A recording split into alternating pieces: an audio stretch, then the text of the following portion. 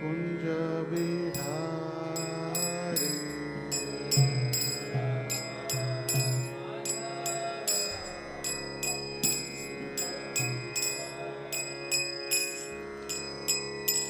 राधा माधव कुंज बिहारी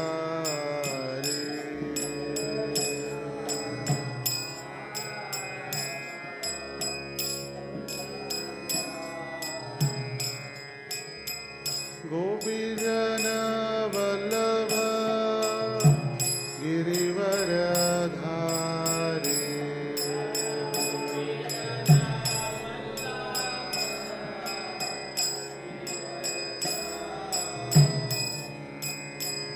गोपीजन वल्लभ गिरिवरधारी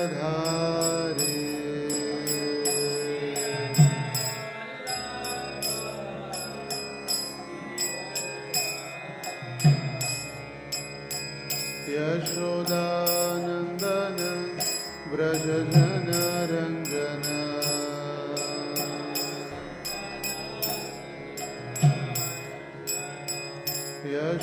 यशोदानंदन व्रजजन रंजन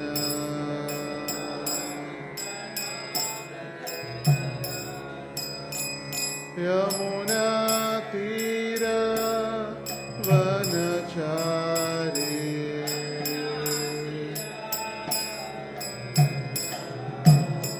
यमुना तीर वनचारी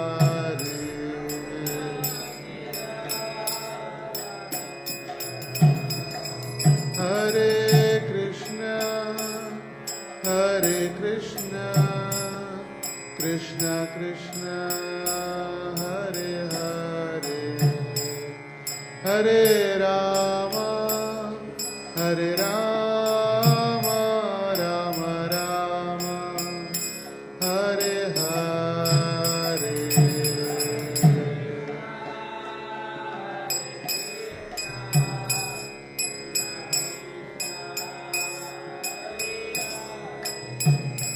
हरे राम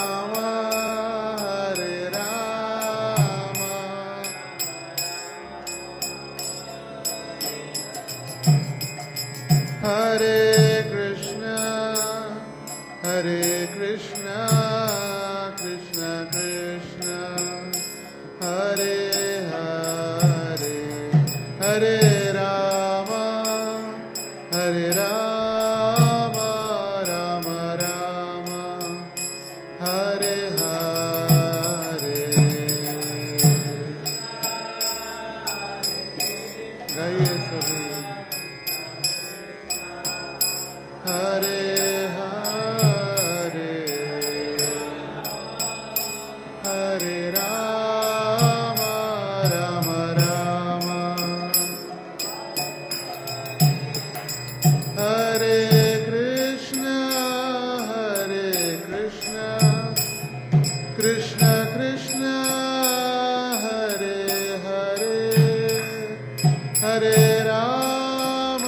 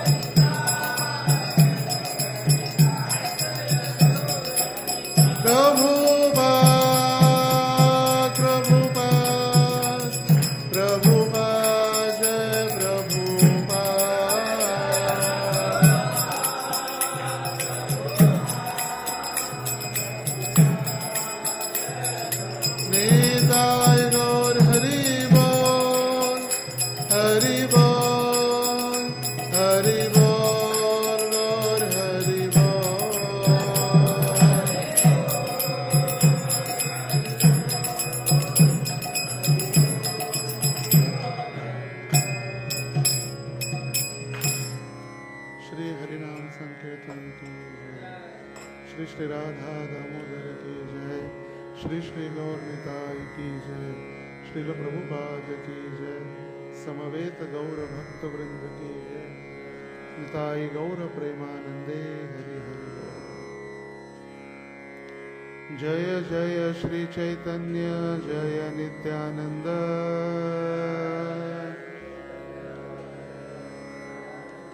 जय द्वैत चंद्र जय गौर भक्त वृंद।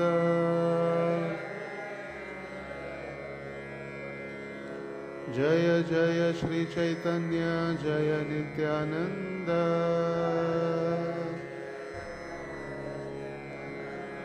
जय द्वैत चंद्र जय गौर भक्त वृंद।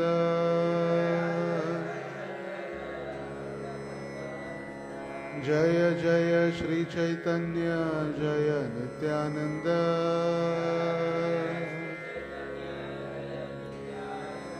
जय द्वैत चंद्र जय गौर भक्त वृंद।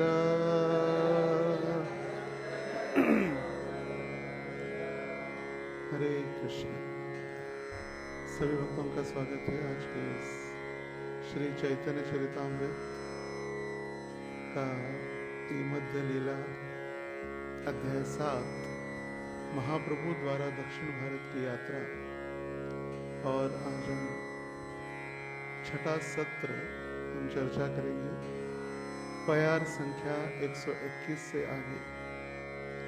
चैतन्य महाप्रभु अभी कूर्म क्षेत्र पहुंच चुके हैं और कूर्म क्षेत्र में पहुंचने के बाद एक ब्राह्मण ने चैतन्य महाप्रभु को अपने घर आमंत्रित किया है।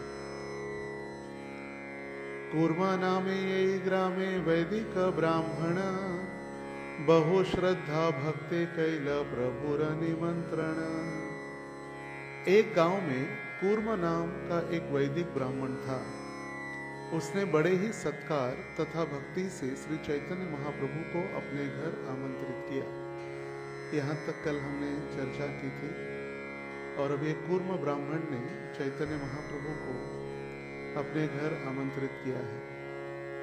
ऐसे ही चैतन्य महाप्रभु जब भी दक्षिण भारत में या अन्य यात्राओं में थे तो अलग अलग ब्राह्मण उनको अपने घर भोजन एवं प्रसाद के लिए आमंत्रित करते। घरे आनी प्रभुर कैल पाद प्रक्षालन से जल वंश सहित करिल भक्षण।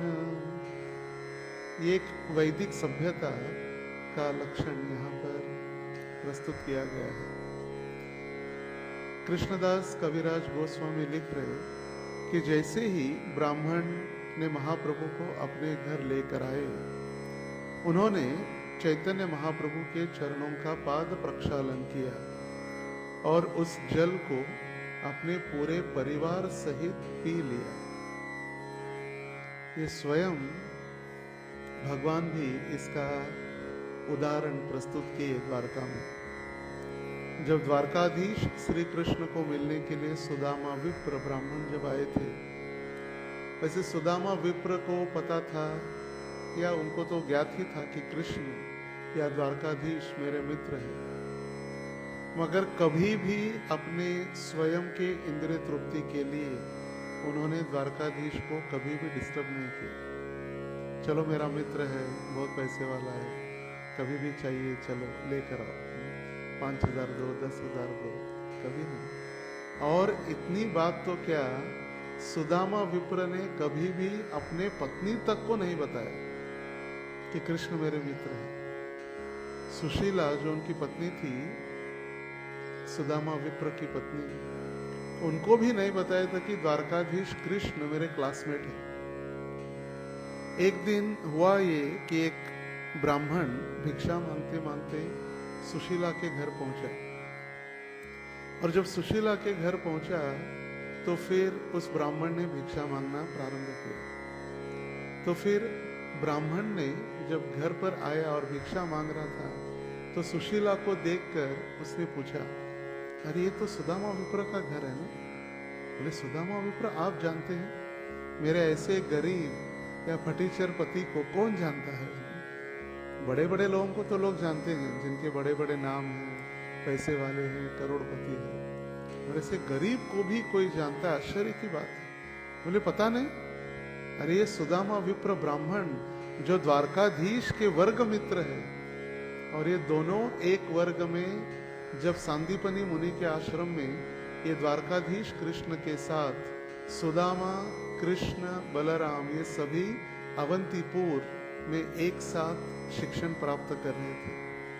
और ये जब सुना, पत्नी ने आश्चर्यचकित हो गई, और आश्चर्यचकित हो गई इतनी कि उनको आश्चर्य कि मेरा पति द्वारकाधीश कृष्ण के साथ क्लासमेट, और मुझे तक कभी बताया नहीं।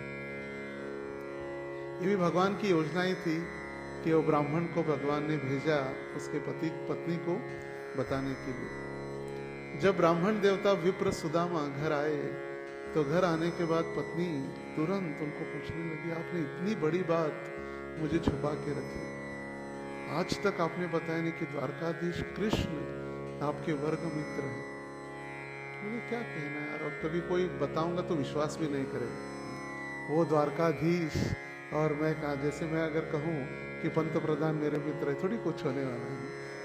वो कुछ तो रिलेट होना चाहिए कि बाबा है। एक तो एकदम मैं रास्ते के ऊपर भिखारी, और वो द्वारकाधीश 1008 ब्राह्मण गो प्रतिपालक भगवान श्री कृष्ण द्वारकाधीश। बोले कि विश्वास भी नहीं करेगा, इसलिए मैंने बताया भी नहीं किसी को, और बताना उचित भी नहीं समझा। क्यों फालतू में प्रचार करे और लोग फिर अपना ही उपहास करे, कुछ भी बकरा, ये द्वारकाधीश का मित्र है। तो इसलिए मैंने कोई बताया नहीं। बोले ठीक है, बताया नहीं तो बताया नहीं, अभी मेरी बात सुनो। बोले जाओ द्वारकाधीश को मिलो। बोले आपको तो पता है हमारे घर की परिस्थिति। बोले द्वारकाधीश को सिर्फ एक वाक्य बताना, द्वारकाधीश को सिर्फ एक वाक्य बताना। बोले मैं कुछ उनसे मांगूंगा नहीं। बोले मांगने की आवश्यकता नहीं, सिर्फ मेरी एक संदेश उनको पहुंचाना। द्वारकाधीश को कहो, हे द्वारकाधीश, आपके जितने भी भक्त हैं, आपके भक्तों के घर में एक पक्ष में एक एकादशी आती है, पक्ष में एक एकादशी, कृष्ण पक्ष में एक एकादशी, शुक्ल पक्ष में एक एकादशी, मतलब महीने में 2। मगर द्वारकाधीश आपकी हम पर ऐसी कृपा है कि हर दिन एकादशी है, हर रोज हमारे घर में एकादशी है। और एकादशी ऐसे नहीं कि दुप्पट खांसी के साथ, एकादशी मतलब निर्जल एकादशी, कुछ नहीं मिलता घर में खाने के लिए, थोड़ा बहुत पानी मिल जाता है बस। तो ये इतना ही कहना, मांगने की आवश्यकता नहीं, वो सब समझ जाएंगे। आपके भक्तों के घर में एकादशी आती है पक्ष में एक बार, और आपकी हमारे ऊपर ऐसी असीम दया है कि हर रोज एकादशी, हर दिन एकादशी है। जैसे आज भी एकादशी, तो हर रोज एकादशी। तो चलो, इतने पत्नी ने कम से कम मुझे जाने की अनुमति तो दी है। बोले मित्र को मिलने, मैं भी बहुत सोच रहा था कि मित्र को मिलना है। बोले इतने बड़े व्यक्ति के पास जा रहा हूँ। वैसे पत्नियां कभी पति को छोड़ती नहीं घूमने के लिए बाहर अकेले, और ये इस पर पहली बार पत्नी खुद होकर कह रही जाओ अपने मित्र को मिलो। और उस समय सुदामा विप्र कहे कि क्या दिया जाए कृष्ण को। बोले पहली बार मिलने जा रहा हूँ इतने लंबे समय के बाद। बोले तांडूलम, हम तो कहते पोहा, मगर भागवत में सुखदेव गोस्वामी कहते तांडूलम। 3 मुट्ठी तांडूल या चावल वो 3 ब्राह्मणों के घर से भिक्षा मांग के लेकर आए, और वो तीनों मुट्ठी ब्राह्मण को देकर एक फटे कपड़े में बांध कर दिया। सुदामा विप्र चलते चलते गए, एक दिन चले होंगे, एक दिन संध्या तक चले, विश्राम किया। प्रातः काल जब उठे तो वहां पर एक लोग, बहुत सारे लोग जा रहे थे, उसमें से एक व्यक्ति को पूछा, बोले द्वारका कहाँ है, मुझे कृष्ण को मिलना है। बोले द्वारका? द्वारका और कृष्ण, कृष्ण नहीं बोलते उनको, राजाधिराज महाराज 1008 गो ब्राह्मण प्रतिपालक, नारायणी सेना के मुख्य श्री श्री श्री द्वारकाधीश महाराज। बोले कहाँ मिलेंगे? बोलेंगे आप द्वारका में ही हैं। देखिए हम भगवान के पास एक पग आते हैं तो भगवान 100 पग हमारे पास आते हैं। वैसे तो सुदामापुरी और द्वारका प्राय बस से भी जाएंगे तो 8-10 घंटे लगते हैं। बोले तो थोड़ा सा ही चले और संध्या काल विश्राम किया। दूसरे दिन देखा, बोले वो बहुत बड़े बड़े ऊपर गोपुरम और महल दिख रहे, ये तो द्वारकाधीश की द्वारका है। बोले कृष्ण कहाँ मिलेंगे द्वारकाधीश? बोले सबसे बड़ा जो मुख्य महल दिख रहा है रुक्मिणी का है, और उसमें आपको द्वारकाधीश मिलेंगे। और जैसे ही आनंद के साथ गए, वो तो डर रहे थे, ये मेरे फटे कपड़े मेरा ये अवतार वहाँ कोई पहचानेगा नहीं पहचानेगा, मुझे कृष्ण को मिलने के लिए अनुमति मिलेगी नहीं मिलेगी, और यदि द्वारकाधीश ने पहचानने से इनकार कर दिया तो क्या हो? पहुंच भी गया और द्वारकाधीश नहीं पहचान पाए तो क्या हो? मगर भगवान हरेक भक्त को, हरेक जीवात्मा को अनादि काल से भगवान पहचानते हैं और पहचानेंगे ही। भगवान कभी भूलते नहीं। बच्चे माँ बाप को भूल सकते हैं पत्नी आने के बाद, जब तक पत्नी नहीं है तब तक मेरी माता मेरे पिता, मेरी माँ मेरी माँ। जैसी पत्नी आएगी तेरी माँ तेरी माँ, तेरी माँ, आप ले लो उसको, मुझे नहीं चाहिए। मगर भगवान अनादि काल से आते हुए अनंत कोटि जीवात्माओं को भगवान जानते हैं, क्योंकि उनका हर एक भक्त के साथ एक अटूट संबंध है, हर एक जीव के साथ।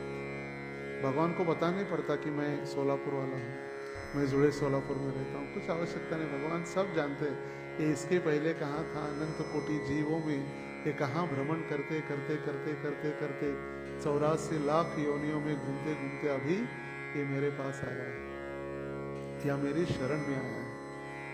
तो जैसे द्वारपाल आए सुदामा विप्र, और द्वारपालों को कहा जाके द्वारकाधीश को बताओ, द्वारे सुदामा गरीब आ गया है, द्वार पर सुदामा। और ऐसे द्वारपालों को आश्चर्य नहीं हुआ कि उनको देखकर, कभी कभी क्या होता है, बड़े बड़े लोगों को मिलने जाते तो बड़े बड़े लोगों को देखकर ही, उनके कपड़ों को देखकर ही पहचाना जाता है।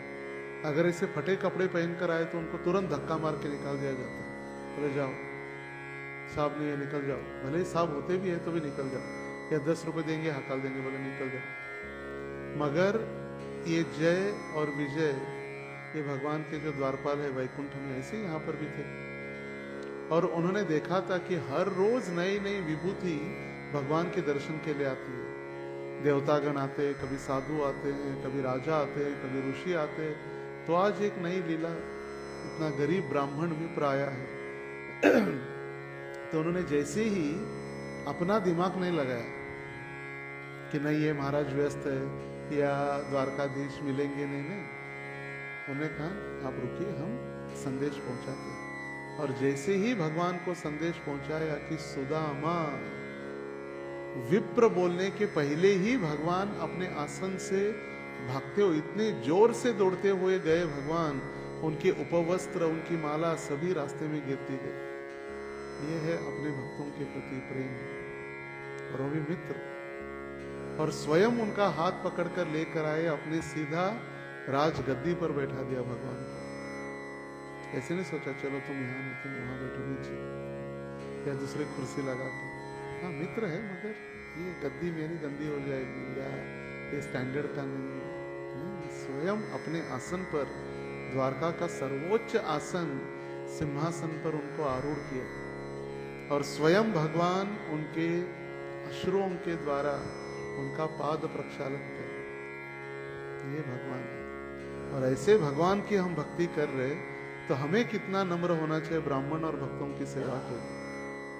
स्वयं भगवान उनको जब देखा रुक्मिणी ने कि स्वयं द्वारकाधीश ऐसे ब्राह्मण को लेकर हाथ पकड़ के उन्होंने अपने स्थान पर बैठाया है, और स्वयं उनके चरणों को पहुंच रहे, जो काटे और रक्त रंजित चरण, सभी जो धूल वगैरह स्वयं साफ कर रहे। तो रुक्मिणी, श्री श्री राधा दामोदर, तो रुक्मिणी स्वयं जब पानी का कलश लाने के पहले ही, वो लाने तक कितना समय लगता है। ऐसे नहीं कि अभी रुक्मिणी ने नहीं सोचा रे असिस्टेंट बहुत सारे पानी लेकर आओ। जब उसने देखा मेरे पति ही खुद सेवा कर रहे, तो फिर दासियों को बताने का प्रश्न ही नहीं, क्योंकि मालिक ही सब कुछ कर रहे, तो अभी हमको भी हिलना पड़ेगा कुछ। तो फिर तुरंत वो जब कलश लाने गई थी, हम कुंभ पानी का कलश, उस समय भगवान द्वारकाधीश अपने नेत्र के अश्रुओं के द्वारा उनके चरण धो दिए थे, पाद प्रक्षालन। तो प्रभुपाद जी भी लिखते हैं कि हमारे पास जब वैष्णव आते हैं तो सबसे पहले हमें उनको आसन देना चाहिए बैठने के लिए, उनके साथ हम बात करें, उनको पीने के लिए जल दें और कुछ प्रसाद दें। ये वैष्णवता है जो वैष्णव आते हैं। अगर हमारे पास प्रसाद नहीं है तो कम से कम पानी दें, पानी नहीं है तो कम से कम आसन दें, आसन भी नहीं है तो कम से कम मीठे शब्द से उनका स्वागत करें। मैं तो ये नहीं सोचा रहे ये कहाँ से आ गया और परेशान। मीठे शब्दों के लिए तो कुछ लक्ष्मी की आवश्यकता नहीं।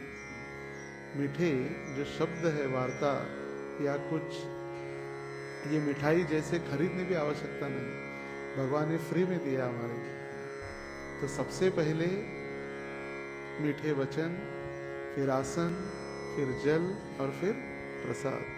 तो यहाँ पर कूर्म ब्राह्मण जब चैतन्य महाप्रभु को ले आए स्वयं, तो उनके चरणों का प्रक्षालन मतलब चरणों को धोना, प्रक्षालन, पाद प्रक्षालन कहते हैं, चरणों का प्रक्षालन।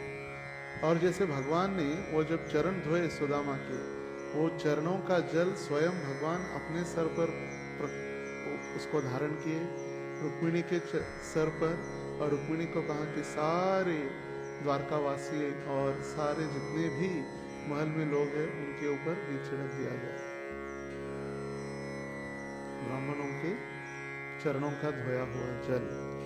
तो यहाँ पर कूर्म ब्राह्मण ने जल से चैतन्य महाप्रभु के चरण धोकर पूरे परिवार के साथ उसको अभी ग्रहण किया है। भक्त पद धूलि आर भक्त पद जल, भक्त भुक्त अवशिष्ट से 3 महाबल। इसी चैतन्य चरितामृत में वर्णन है, भक्तों के चरणों की धूलि, भक्तों का चरण धोया हुआ जल और भक्तों का उच्चिष्ट महाप्रसाद, ये 3 भक्ति में प्रगति करने के लिए महाबल है। मगर हमें ये ध्यान देना चाहिए, जब हम किसी के चरण छूते हैं या किसी के चरणों की रज अपने सिर पर धारण करते हैं, इसका मतलब हम उनके चरणों में आश्रित हैं, सिर्फ दिखावा करने के लिए नहीं। अभी कह दिया तो पकड़ के लगा लिया। चरणों में जब हम चरण, उनके चरणों की रज हम धारण कर रहे, मतलब पूरी तरह से हम शरणागत हो चुके हैं। अनेक प्रकार स्नेहे भिक्षा कोराइल, गोसाईर शेषान्न वंशे खाइल। उस कूर्म ब्राह्मण ने महाप्रभु को बड़े ही स्नेह तथा आदर से सभी प्रकार का भोजन कराया। उसके बाद जो शेष बचा उसे परिवार के सारे सदस्यों सहित उसने उसको स्वीकार किया। अनेक प्रकार स्नेह भिक्षा कोराइला, अनेक प्रकार के व्यंजन, और ये सारे अलग अलग व्यंजन 4 कैटेगरी में उसको डिवाइड होता है। एक है चबाने वाला, एक है चाटने वाला, एक है पीने वाला और एक है चूसने वाला। 4 चतुर्विधा श्री भगवत प्रसादो। इंडियन कॉन्टिनेंटल, चाइनीज और साउथ इंडियन नहीं, चूसने वाला, चबाने वाला, चाटने वाला और पीने वाला, नाना विध प्रकार।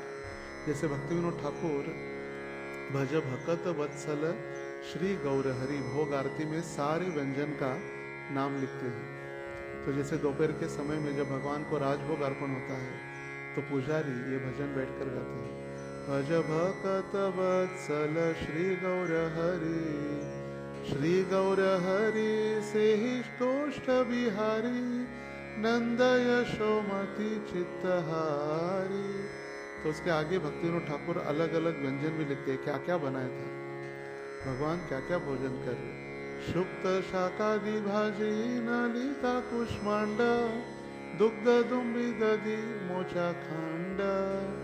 शुक्त शाकादि भाजी, शुक्त मतलब करेले के साथ बनी हुई सब्जी, कड़वी सब्जी। तो सबसे पहला कड़वा भगवान को भोग लगता है, इसीलिए कि जिससे भूख और अच्छी प्रज्वलित होती है या भूख बढ़ती है। शुक्त शाकादि, शाक मतलब पत्ते वाली सब्जियां जैसे पालक वगैरह। फिर अलग अलग व्यंजन, पूरी, पायस, अन्न, शुष्कूली, पिष्टक, खीर, पूली पायसान्न, पूरी, खीर, ये सारे अलग अलग व्यंजन का नाम भक्ति विनोद ठाकुर ने लिखा है। हमें इतने बंगाल के नाम है इसलिए हमको समझ में नहीं आते क्या है। शुक्त, शाक आदि, तो ऐसे अलग अलग नाम उसका फिर भाषांतर भी किया है। तो ये सारा भोजन करने के बाद भोजनांते पिए कृष्ण सुबासित बारी, भोजन अंते, भोजन होने के बाद भगवान फिर सुंदर जूस लेते हैं, जैसे गुलाब मिश्रित जल का जूस, ऐसे अलग अलग जूस। फिर तांबूल रसाल आणि जांबूल मसाला, ताहा खे कृष्ण चंद्र सुखे निद्रा गेला। जांबूल रसाल और तांबूल मसाला, फिर मसाला पान हम नहीं खा सकते मगर भगवान को भोग लगा सकते हैं, और भगवान हर रोज भोग स्वीकार करते हैं। हमने देखा होगा जब वृंदावन में राधा श्याम सुंदर ललिता विशाखा है, तो एक सखी के हाथ में चामर है और दूसरी सखी के हाथ में ऐसे जो खड़े हैं वहाँ एक पान की पेटी, उसमें पान हर रोज भगवान को अर्पण किया जाता है, और हम नहीं खाते इसलिए फिर वो निर्माल्य में रख दिया जाता है, फूलों के साथ निर्माल्य में अर्पण किया जाता है। ताहा खेये कृष्ण चंद्र सुखे निद्रा गेला, और ये खाकर कृष्ण चंद्र भी आनंद से सो गए। भोजन करने के बाद यही पाद पद्म तोमार ब्रह्मा ध्यान करे, सेई पाद पद्म साक्षात आइल मोर घरे। और अभी भोजन खिलाने के बाद अभी एक पूर्व ब्राह्मण चैतन्य महाप्रभु की स्तुति कर रहा है। वो कह रहे, हे प्रभु, जिन चरण कमलों का ध्यान स्वयं ब्रह्मा जी करते हैं, मेरा सौभाग्य है कि आज वही चरण मेरे घर पे पधारे हैं।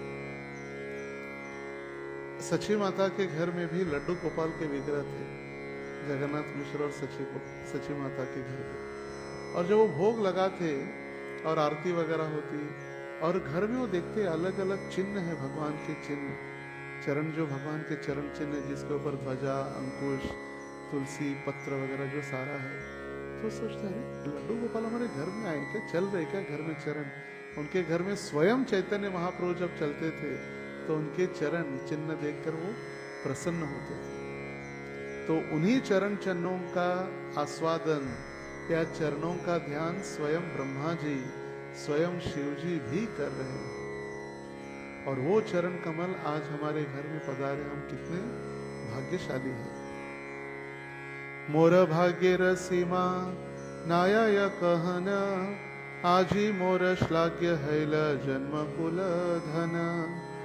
मेरे भाग्य की कोई सीमा नहीं है, मैं भाग्य की मेरी कोई सीमा नहीं। आनंद रसीमा, जब भजन गाते हैं ना, नाना द्रव्य आयोजन करी करे निमंत्रण। गौड़ीय वैष्णव को बंगाली सीखनी चाहिए।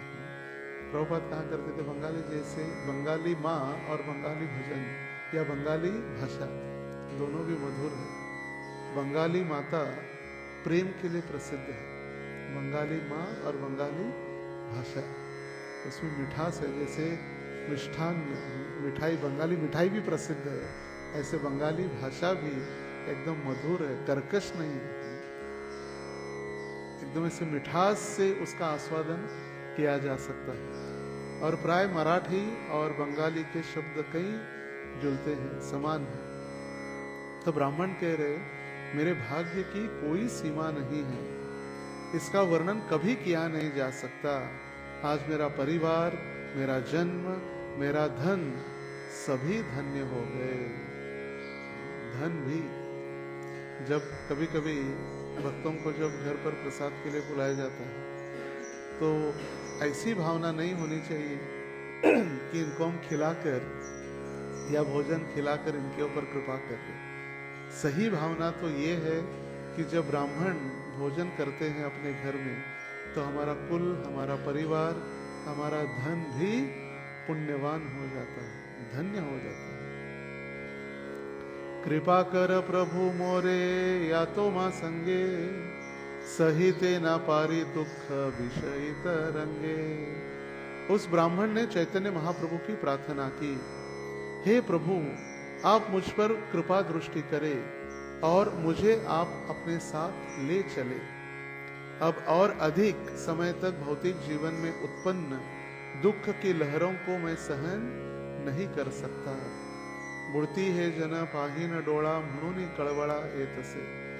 तुकाराम महाराज कहे कि भौतिक संसार के लोग इतने कष्ट में भुगत रहे, इस भौतिक संसार में भौतिक विषय जीवन में आसक्त हो रहे, वो देखकर मैं बहुत दुखी हूँ और इसीलिए मैं संसार में रहना नहीं चाहता। दुख देखकर मैं सहन नहीं कर पाता दूसरों जीवों का दुख।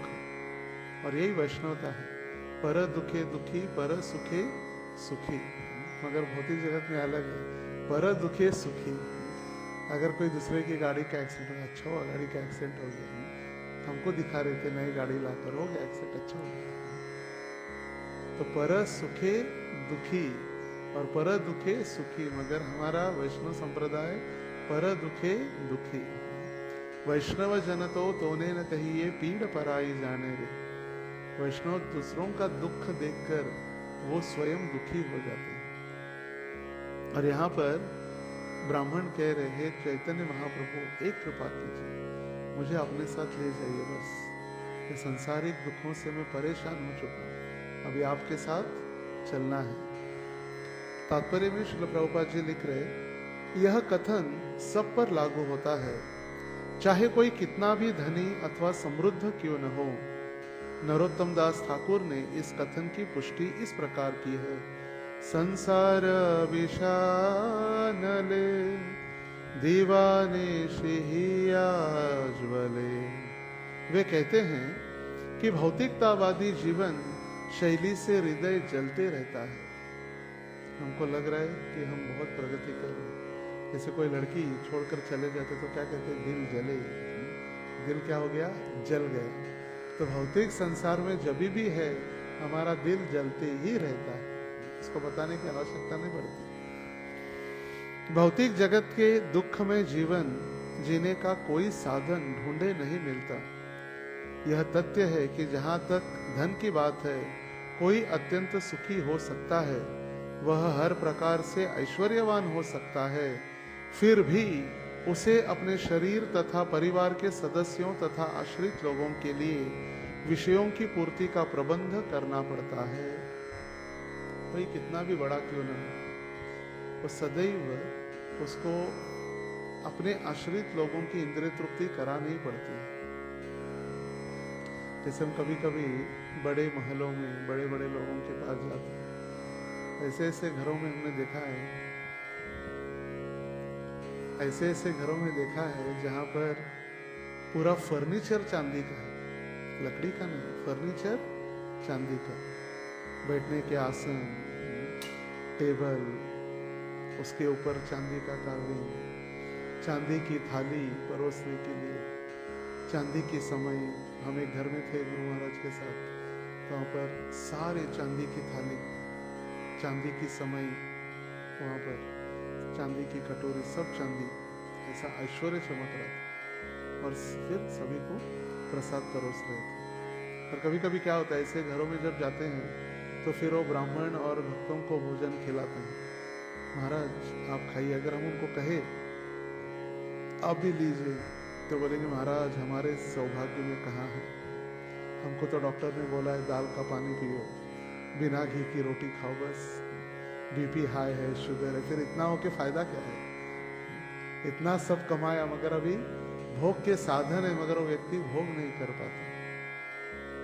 इसीलिए तो प्रार्थना करते भौतिकवादी लोग, सुख संपत्ति घर आवे कष्ट मिटे तन का, ओम जय जगदीश हरे। सुख संपत्ति घर आवे, सुख भी चाहिए, संपत्ति भी चाहिए, और वो सुख संपत्ति को भोगतने के लिए शरीर अच्छा चाहिए, कष्ट मिटे तन का।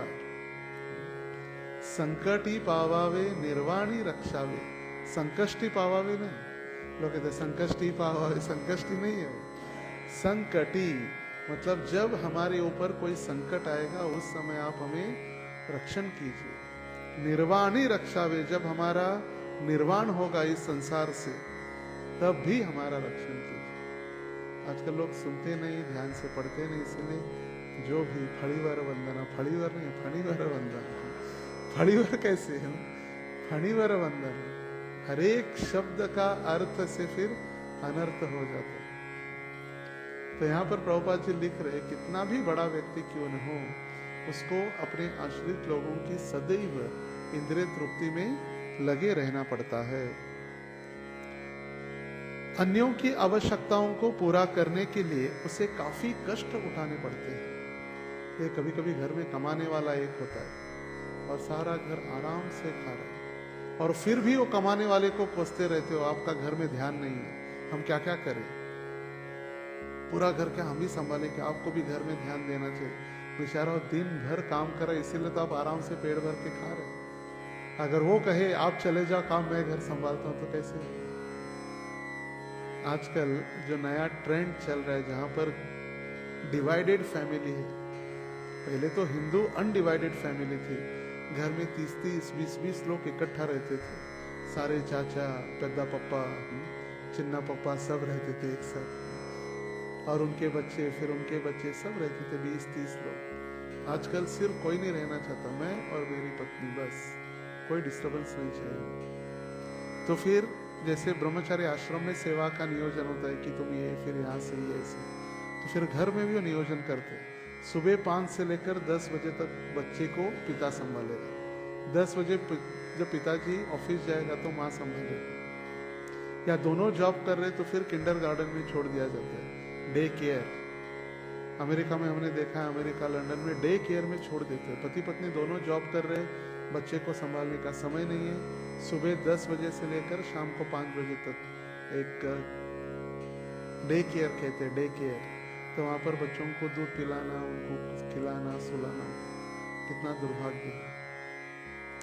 तो जब अमेरिका के एम्बेसी में एक बार खड़ा था, मैं देख रहा था सारे बूढ़े लाइन में खड़े हैं अमेरिका जाने के लिए। तो फिर मैंने थोड़ा चिंतन किया, थोड़ा विचार भी किया वहाँ पर।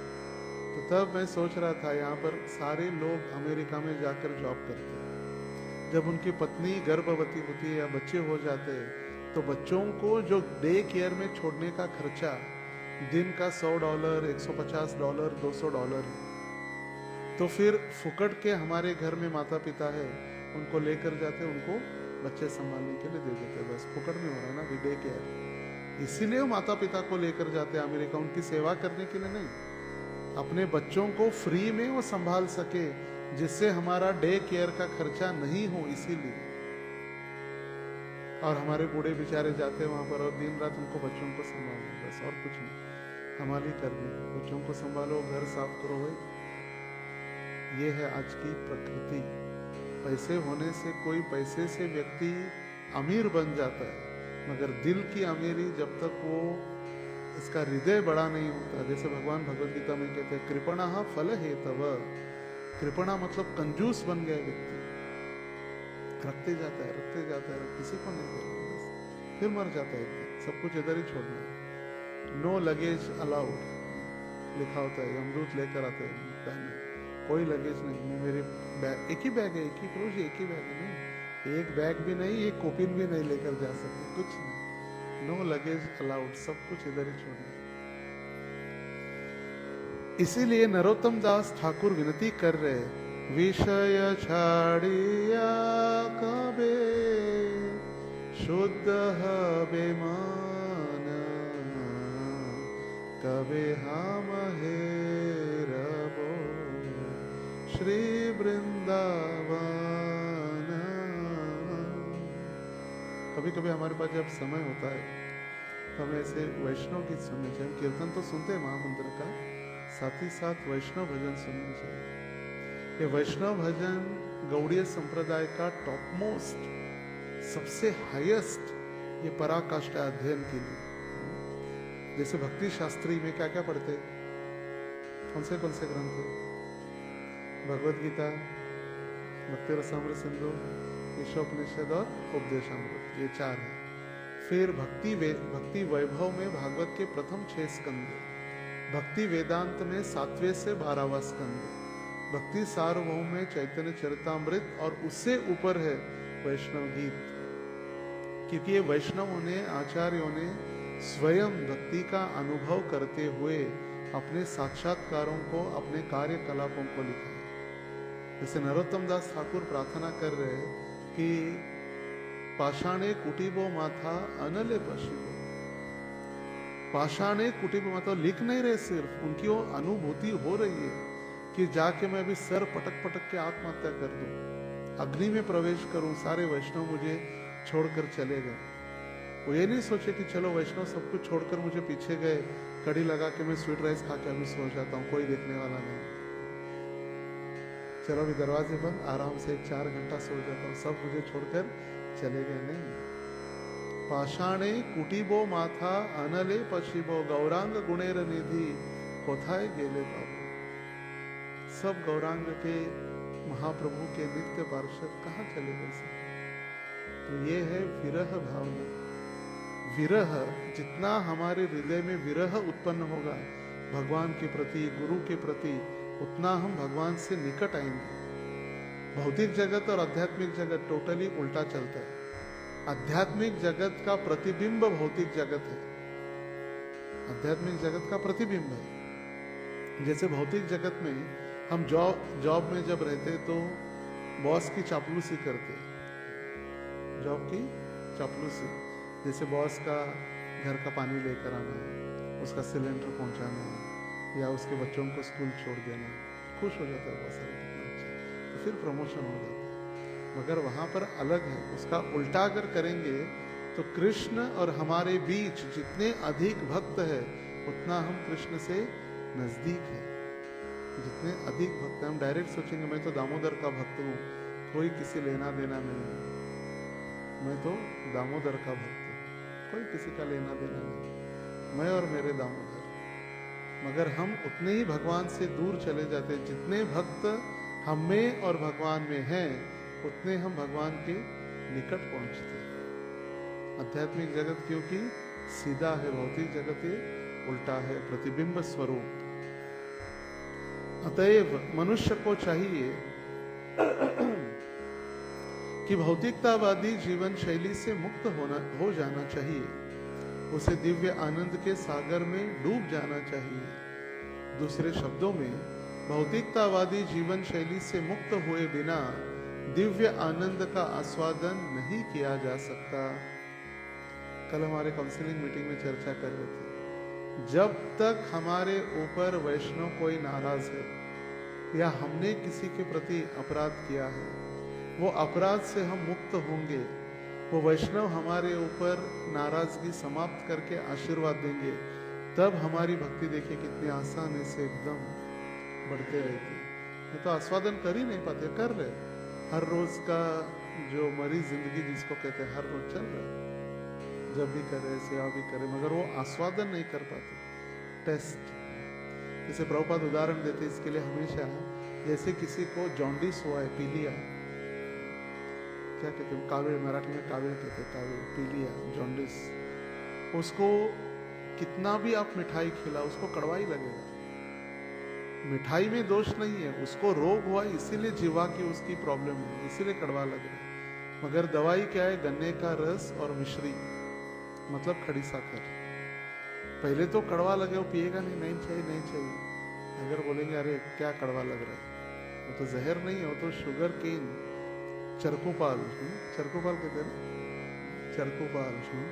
तो गन्ने का रस उसको पिलाते पिलाते पिलाते पहले कड़वा लगता है, धीरे धीरे धीरे जैसे वो व्यक्ति ठीक होने लगता है तो उसकी कड़वाहट नष्ट होती है और फिर वही गन्ने का रस उसको मीठा लगने लगता है। अभी हमारे पास अनर्थ है, हम शुद्ध नहीं है, इसीलिए हरि नाम में हमें आस्वादन नहीं आ पा रहा। अरे कब खत्म हो गया रसोला, बस कब खत्म ही नहीं हो रहा। 10 बज गए रात में, तैसे तैसे खत्म करके बस हो गया, अच्छा खत्म। क्यों? और उसमें रोग हमें इसीलिए रसास्वादन नहीं कर पा रहे। जैसे जैसे हमारी भक्ति में रुचि उत्पन्न होगी, वही फिर रूप गोस्वामी जैसे प्रार्थना कर रहे, तुंडे तांडविनी तनुभृते तुंडावली लब्धये।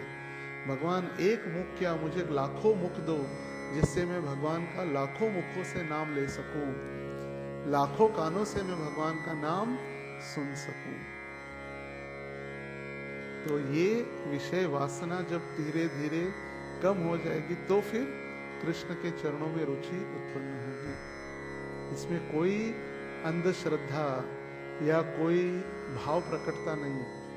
भक्ति साइंटिफिक है, साइंस है।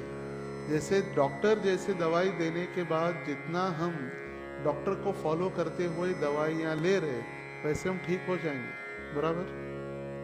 उसी प्रकार जैसे हमें आध्यात्मिक जीवन में प्रगति करते जाएंगे, वो आध्यात्मिक जीवन का रसास्वादन करते जाएंगे। क्योंकि सेवा भाव से अगर हम उसको स्वीकारेंगे तो फिर उसका रसास्वादन आनंद, अभी आनंद हमें खाने में है, अभी रुचि हमारी जीवा टेस्ट, मगर वही जीवा उसको धीरे धीरे कृष्ण नाम का रसास्वादन करेगी तो फिर मिठाई हमें मीठी नहीं, भगवान का नाम मीठा लगेगा। केशवा माधवा तुझा नामा करे गोड़।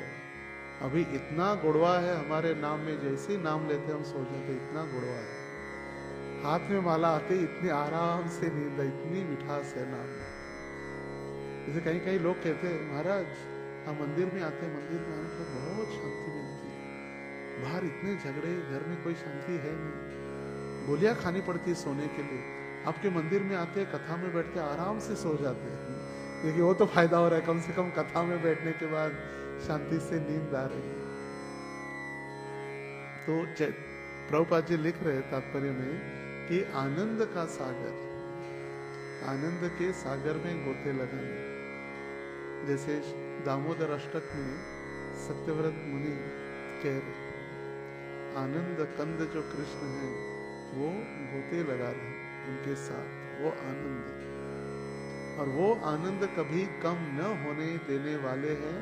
आनंद वर्धन प्रेम निकेतन उल शर योजक काम, जिनके कार्यकलापों को देखते ही हमारा आनंद बढ़ते जाता है। विभावरी शेष आलोक प्रवेश, विभावरी मतलब रात, शेष मतलब समाप्त हो चुकी है, आलोक मतलब सूर्य, सूर्य अभी प्रवेश कर चुका है। निद्रा छाड़ी उठ जीव। हम जो भी गाते हैं, हमें कभी कभी जब समय मिलेगा तो भजन हम जो गा रहे, गौर आरती गा रहे, मंगल आरती गा रहे, उसका अर्थ भी समझने का प्रयास करना चाहिए। और अर्थ के साथ जब हम गाते तो उसमें फिर रुचि और उसका आनंद और भाव प्रकट हो जाता है। हरिदास करे भाव प्रकट हो जाता है जब गाने आनंद के साथ जब गाते हैं, अर्थपूर्ण गा रहे, वंदे गुरु श्री चरणारविंद, मगर अर्थ क्या है? जैसे साक्षात हरित्वेन समस्त शास्त्रे उक्तस्थता, उक्तस्थता नहीं, शास्त्रैर, र समाप्त हो चुका है पहले लाइन में, दूसरे लाइन में है उक्तस्थता भाव्यत एव सद्भि। हमारे भक्त कहते हैं साक्षात हरित्वेन समस्त शास्त्रे, रुक्तस्थता, रुक्तस्थ नहीं है, उक्तस्थता, सभी शास्त्रों में उक्त मतलब कहा गया है, सभी शास्त्रों में कहा गया है कि भगवान के समान है, ये हरि के समान है। इसीलिए हरि के समान या हरि के प्रामाणिक प्रतिनिधि होने के कारण हम उनको हरि के समान ही उनकी आराधना करते हैं। तो जब हम गाएंगे, जैसे प्रार्थना है, भागवत की प्रार्थना, कुंती महारानी की प्रार्थना, भीष्मदेव की प्रार्थना, कितनी सारी प्रार्थना।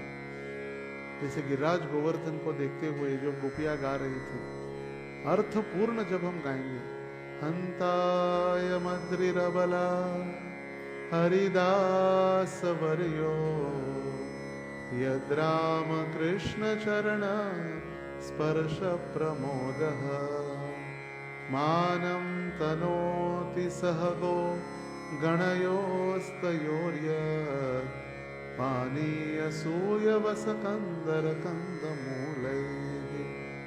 हंताय मद्रिरबला, हम गिरिराज की परिक्रमा कर रहे हैं, और गिरिराज की परिक्रमा करते हुए यदि हम इसका स्मरण करें, गोपिया जो कह रही है, क्या कह रही है? हंताय मद्रिरबला हरिदास वर्यो, हंत हमारा दुर्भाग्य है। ये हरिदास कितना सौभाग्यशाली, हरिदास वर्य, वर्य मतलब हरिदासों में सबसे श्रेष्ठ है। और ये क्या करता है हरिदास वर्य, ये यद राम कृष्ण चरण स्पर्श प्रमोद, कृष्ण और राम मतलब बलराम, इनके चरण स्पर्श होते ही आनंद से वो नृत्य करने लगता है। उसके आंखों से मूसलाधार अश्रु प्रवाहित होने लगते हैं, रोंगटे खड़े हो जाते हैं। और यही गोवर्धन पर्वत भगवान कृष्ण को सोने के लिए ये गुफा दे रहा है, सुंदर पीने के लिए पानी दे रहा है। कंदरह मतलब गुफा, कंद मूल ही, और कंद मूल अलग अलग फल दे रहा है। ये यदि हम ऐसे प्रार्थना करेंगे तब जाके हमारी गोवर्धन परिक्रमा होगी। अगर हमारी भावना नहीं है गोवर्धन कब जाके खत्म हो गया, अभी 2 किलोमीटर बस, 2 किलोमीटर जब भी नहीं हो रहा है पैर दर्द हो, फिर चिंतन वो सिर्फ एक एक्सरसाइज हो गया, मॉर्निंग वॉक या इवनिंग वॉक हो गया। तो भाव का है साक्षात कृष्ण और उनकी हम प्रदक्षिणा करें। नमस्ते गिरिराजाय श्री गोवर्धन नामिने, अशेष क्लेश नाशाय परमानंददायिने। नमस्ते गिरिराजाय, साक्षात गिरिराज श्री गोवर्धन नामिने, आपका और एक क्या नाम है गोवर्धन, गायों को वर्धित करने वाले। अशेष क्लेश नाशाय, जो भी मेरे बचे कुछ क्लेश संकट है कष्ट है उसको नष्ट कर दीजिए। और क्या दीजिए मुझे, परम आनंद दायिने, मुझे आनंद दीजिए, परम आनंद। तब देखिए कितनी भाव से गोवर्धन परिक्रमा होगी, तब हमें फिर कोई कष्ट नहीं महसूस होंगे, आनंद ही आनंद हो। आनंद ही आनंद गड़े, इकडे तिकडे, जिकडे तिकडे नहीं, इकडे तिकडे चोहीकडे नहीं, जिकडे तिकडे चोहीकडे, आनंदी आनंद गड़े, जिकडे तिकडे चोहीकडे। वरती बघता इंद्रधनुचे, गोप दुहेरे विणलासे, मंगल तोरण काय बांधिले, सांज आहा तो उघडे। कुसुमाकर ने कविता लिखी, आनंदी आनंद गड़े। जब श्रावण मास प्रारंभ होता है तो हर जगह आनंद ही आनंद हो जाता है। दूसरे शब्दों में भौतिकतावादी जीवन शैली से मुक्त हुए बिना आनंद का आस्वादन नहीं किया जा सकता। ऐसा लगता है कि कूर्म ब्राह्मण भौतिक दृष्टि से अत्यंत दुखी था, क्योंकि उसने अपनी कुल परंपरा का वर्णन जन्म कुल धन कहकर किया है। अब धन्य होने पर वह सारा भौतिक ऐश्वर्य छोड़ना चाह रहा था। वह श्री चैतन्य महाप्रभु के साथ यात्रा करना चाह रहा था। वैदिक संस्कृति के अनुसार जब मनुष्य 50 वर्ष की आयु प्राप्त कर ले, उसे अपना परिवार त्याग कर शेष जीवन भगवान की सेवा में बिताने के लिए वृंदावन चले जाना चाहिए। किसकी किसकी 50 की ज्यादा है आयु, अपनी पण 50च्या वर आहे, कौन है 50 से अधिक? एक ही है। तो 50 से अधिक जिनकी आयु है उनको वृंदावन जाना चाहिए। मतलब प्रभुपाद जी लिखते हैं, मेरे हर इस्कॉन मंदिर वृंदावन से अभिन्न है, और वहां पर जाके अधिक से अधिक समय हमें भगवान की सेवा में लगाना है। उसको कहा गया वानप्रस्थ। प्रभु कहे ऐछे बाल को न, प्रभु कहे ऐछे बालक हो ना कहिबा, ग्रहे रहे कृष्ण नाम निरंतर लैबा। चैतन्य महाप्रभु ने उत्तर दिया, अब फिर से ऐसा मत कहना, अच्छा यही होगा कि तुम घर पर रहो और सदैव कृष्ण नाम का जप करो। मरकट वैराग्य मत दिखाओ, रोज सब छोड़ देना, बस कोई एग्जाम नहीं, घर छोड़ के मैं आ रहा हूँ, ये हो गया मरकट वैराग्य। इसलिए महाप्रभु कह रहे पुनः ऐसे मत कहना, बालक भू ना कहिबे, पुनः बालक की भांति ऐसा मत कहना। तात्पर्य, इस कलयुग में सहसा अपना परिवार त्यागने की सलाह नहीं दी जाती। पहले तात्पर्य प्रभुपाद जी लिख रहे क्या, 50 वर्ष होते ही वृंदावन जाना चाहिए, मगर कलयुग में लोग घर नहीं छोड़ते, क्योंकि लोगों को ब्रह्मचारियों तथा गृहस्थ के रूप में समुचित प्रशिक्षण नहीं दिया जाता। उनको शिक्षण ही नहीं है। निताई चंद्र ब्रह्मचारी का शिक्षण ही नहीं दिया गया है। और फिर गृहस्थ का शिक्षण, फिर ब्रह्मचारी और गृहस्थ का प्रामाणिक शिक्षण नहीं दिया है तो फिर वो घर छोड़ने का प्रश्न ही नहीं। उसको पहले 25 साल ब्रह्मचारी आश्रम में सिखाया जाता है कि गृहस्थ होने के बाद गृह मेधी न बनते हुए, घर में आसक्ति न बढ़ाते हुए 50 वर्ष होने के बाद आपको वानप्रस्थ स्वीकार करना है। उसको बचपन से ही घर में इतना अटका दिया जाता है, घर छोड़ने का नाम ही नहीं लेता, घर छूटता ही नहीं। फिर जबरदस्ती 4 लोग आके उसको कंधे पर उठा के लेके जाते हैं और फिर अंतिम वो छूटता नहीं, इसीलिए फिर लास्ट में छुड़ाना ही पड़ता है। इसीलिए श्री चैतन्य महाप्रभु ने सलाह दी है कि वह अपना परिवार जीवन त्यागने के लिए इतना उत्सुक न हो। अच्छा यही होगा कि वह गृहस्थ बने रहे और किसी गुरु के निर्देशन में महामंत्र हरे कृष्ण महामंत्र का नियमित रूप से कीर्तन करके शुद्ध बनने का प्रयास करे। कभी कभी कुछ भाव प्रकट गृहस्थ भी ऐसे कर देते हैं। कुछ दिन शादी के उपरांत उनको ऐसा वैराग्य आ जाता है, बस अभी घर में नहीं रहे, बस वैराग्य आ गया, पत्नी वित्नी कुछ नहीं, सब माया है। तो ऐसे तथाकथित भाव प्रकट लोगों के लिए प्रभुपाद जी स्पष्ट लिख रहे कि जो भी गृहस्थ है ऐसे तथाकथित भाव प्रकट न करते हुए घर में भगवान की भक्ति में लगे रहे, अच्छे से प्रशिक्षित हो और सदैव नियमित रूप से हरे कृष्ण महामंत्र का जप करते हुए शुद्ध बनने का प्रयास करे। ग्रहे थाको वने थाको सदा हरि बोले डाको। आप घर में रहो, वन में रहो, मगर सदैव हरे कृष्ण महामंत्र का कीर्तन करना अनिवार्य है। सिर्फ मंदिर में 16 माला करना है, घर जाने के बाद 4 माला करना है नहीं। मगर घर में हम नहीं कर पाते प्रामाणिकता से भक्ति, इसीलिए मंदिर में आके हम सेवा करने का, अधिक मंदिर में समय देने का प्रयास करते हैं। क्योंकि घर में बच्चे रो रहे, टीवी चल रही है, डीजे बज रहे, गाने चल रहे, सब कुछ चल रहा है, कहाँ ध्यानपूर्वक जप होगा। कोई फिर मोबाइल मांगने के लिए बच्चे रो रहे, तब तक और कोई आके बुलाएगा, मित्र आएंगे, मित्र परिवार हमें लेकर जाएगा, चलो इंडिया पाकिस्तान मैच है उधर जाएंगे, नया मूवी आए वहां जाएंगे, कहाँ का देखा। और इसीलिए मंदिर में अधिक समय देने के लिए कहा गया है, मगर अपनी जिम्मेदारी का उदर निर्वाह कर्तव्य पालन करते हुए। यही श्री चैतन्य महाप्रभु की शिक्षा है। यदि कोई इस शिक्षा का पालन करे तो फिर संन्यास लेने की कोई आवश्यकता नहीं है, मगर उसके लिए दिए गए गृहस्थ आश्रम के सारे नीति नियमों का पालन करना अनिवार्य है। ऐसा नहीं कि हमारे पास अभी गृहस्थ बनने के पास लाइसेंस प्राप्त हुआ, हम जो भी इंद्रिय भोग कर सकते नहीं। नीति नियमों के अनुसार, और ये सारे नीति नियम भागवत के 7वें स्कंद के जब युधिष्ठिर महाराज और नारद मुनि का संवाद है, वहां पर आदर्श पारिवारिक जीवन अध्याय का नाम ही है, आदर्श पारिवारिक जीवन, वो अध्याय पढ़ सकते हैं।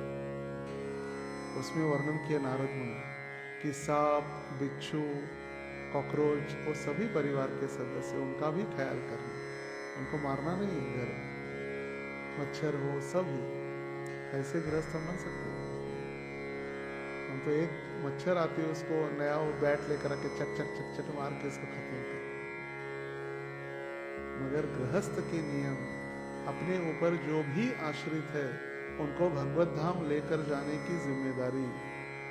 माता न सस्यात न पिता न सस्यात, गुरु न सस्यात न स्वजनो न सस्यात। आप कोई माता पिता गुरु स्वजन बांधव बनने का कोई अधिकार नहीं है जब तक आपके ऊपर आश्रित जो लोग हैं उनको आप भगवत धाम नहीं लेकर जा सकते, उनका जन्म मृत्यु का चक्र नहीं काट देते। तब आप फिर पुत्र कहने के लायक बन जाते हैं। पूत त्रायते इति पुत्रः, पूत नामक नरक से जो रक्षण करता है वही पुत्र है, वो है गृहस्थ आश्रम। आजकल हम जो देख रहे हो तो सिर्फ गृह में भी है, और गृहस्थ आश्रम हो ही नहीं सकता। घर में सबसे पहले एंट्री करके भगवान के दर्शन होने चाहिए। आज 56 इंच की टीवी का दर्शन होता है, डिजिटल। घर में मंदिर नहीं, सिनेमा घर बन गए। घर में जहां पर गाय होनी चाहिए द्वार पर, वहां पर कुत्ते आ गए। हमारे भक्त भी एकदम अभिमान से कहता, हमारे पास बड़ा अमेरिकन शेफर्ड डॉग है, शेफर्ड डॉग। कुत्ते के एक बाल से ही या कुत्ते के सिर्फ देखने से ही भोग अपवित्र हो जाता है। लोग ऐसे कुत्तों को घर में अपने परिवार के सदस्यों के साथ उनका चुंबन करेंगे, उनको घर में लेटे रहेंगे, उनको बेड में सोने के लिए लेंगे। कहाँ से अपवित्रता? सारा अपवित्र माहौल वातावरण। फिर वही कुत्ते के साथ रह रहे, फिर कुत्ते का चिंतन करते करते अगला जन्म फिर कुत्ता। अंते काले छे महामेघ, कुत्ता फिर बनना। और इसीलिए हमें आचार्यगण कहते हैं कि घर में कुत्ते का पालन नहीं करना चाहिए, घर से दूर करके रखते हैं। खेती में वगैरह जैसे हमने देखा है गोवर्धन इको विलेज में बहुत बड़े बड़े कुत्ते, मगर वो फार्म कम्युनिटी का रक्षण करने के लिए, घर के अंदर नहीं। तो ये गृहस्थ आश्रम। अगले श्लोक में श्री चैतन्य महाप्रभु ने सबको सलाह दी है, निरअपराध भाव से हरे कृष्ण महामंत्र का कीर्तन करके तथा जो भी व्यक्ति मिले उसे इसी नियम की शिक्षा देकर आदर्श गृहस्थ बने। निरअपराध मतलब अपराध रहित, 10 नाम अपराधों से बचते हुए घर में रहकर भी अपराध रहित जप करना है। मैच देखते हुए नहीं। कल बहुत एकदम धूम धड़ाके पटाखे बज रहे थे, तो मैंने फोन किया IIF के लड़के को, क्यों बजे? रोज आज इंडिया और न्यूजीलैंड मैच थी, इंडिया जीत गई इसीलिए पटाखे बजे। आनंद उत्सव। मगर हमें घर में रहते हुए टीवी के सामने मैच देखते हुए जप नहीं करना। घर में रहते हुए भी निरअपराध नाम लय, अपराध से मुक्त होकर। और अभी इस कूर्म ब्राह्मण को प्रसिद्ध चैतन्य महाप्रभु, जिनका जो प्रसिद्ध आदेश है, जिसको हम हर बार गाते हैं, सुनते हैं अलग अलग प्रवचनों में, यार देखे तार कह कृष्ण उपदेश, आमार आज्ञा है गुरु हैया तार ये देश। हरेक को उपदेश दो, वह भगवत गीता और भागवत में दिए गए भगवान श्री कृष्ण के आदेशों का पालन करे। इस तरह गुरु बनो और इस देश के हरेक व्यक्ति का उद्धार करने का प्रयास करो। हमार आज्ञा गुरु हैया तार ये देश, अर देखता कहो कृष्ण उपदेश। जो प्रसिद्ध है कि चैतन्य महाप्रभु ने किसी गृहस्थ को ये बता रहे हैं, चैतन्य महाप्रभु कूर्म ब्राह्मण को, सन्यासी को और ब्रह्मचारी को नहीं कहा है। तो लोग कहते हैं प्रभु जी प्रचार करना तो ब्रह्मचारियों के लिए, वो तो सन्यासी का काम है, हम तो गृहस्थ है, हम दिन भर घर में रहेंगे, पैसा कमाएंगे। नहीं, आदेश किसको दिया है महाप्रभु ने? कूर्म ब्राह्मण जो गृहस्थ है, जो घर से निकलकर चैतन्य महाप्रभु के साथ जाना चाहता था, उसको महाप्रभु कहे भाव प्रकट न करते हुए घर पर ही रहो, आदर्श नियमों का पालन करते हुए निरअपराध भाव से हरिनाम जप करो। और अभी आगे कह रहे, जिनको भी आप मिलेंगे उनको कृष्ण का उपदेश करो, श्रीमद् भगवत गीता और भागवत से उपदेश करो, और आमार आज्ञा गुरु हैया, और आप गुरु बनो। किसको कह रहे महाप्रभु? गृहस्थ को। तात्पर्य, अंतरराष्ट्रीय कृष्ण भावनामृत संघ का यही उत्कृष्ट उद्देश्य है। बहुत से लोग आकर पूछते हैं कि क्या हम इस संघ में सम्मिलित होने के लिए परिवार का त्याग करना आवश्यक है? आज भी लोगों को लगता है अरे हरे कृष्णा में जाने के लिए सब कुछ छोड़ना पड़ता है, सब कुछ घर त्याग करना पड़ता है। किंतु हमारा यह उद्देश्य नहीं है, घर छोड़ने की आवश्यकता नहीं है। मनुष्य अपने घर पर सुख पूर्वक रह सकता है। हम तो हर एक से इतना ही अनुरोध करते हैं कि महामंत्र हरे कृष्ण कृष्ण कृष्ण हरे हरे, हरे राम राम राम हरे हरे का जप करे। यदि वह कुछ पढ़ना चाहता है तो भगवत गीता यथारूप तथा श्रीमद् भागवतम पढ़ सकता है। तो और भी अच्छा है। इन सभी ग्रंथों के अंग्रेजी अनुवाद भी उपलब्ध है और अत्यंत अधिकृत रूप से किए गए हैं, इसीलिए वे सभी वर्गों के लोगों को अच्छे लगते हैं। ऑथराइज ट्रांसलेशन है, कुछ एज इट इज, भटकाया नहीं है किसी को। जो भगवान को कहना है उसको एज इट इज ही बताया गया है उसके अनुवाद और तात्पर्य में, और इसीलिए ये सबको अच्छे भी लगते हैं। और आज जब हम यहाँ पर बैठ रहे सुन रहे, आज के तारीख में भगवत गीता की पूरे विश्व भर में 56 करोड़ से अधिक भगवत गीता का वितरण हो चुका है। 56 crore 56 crore Bhagavad Gita has been already distributed.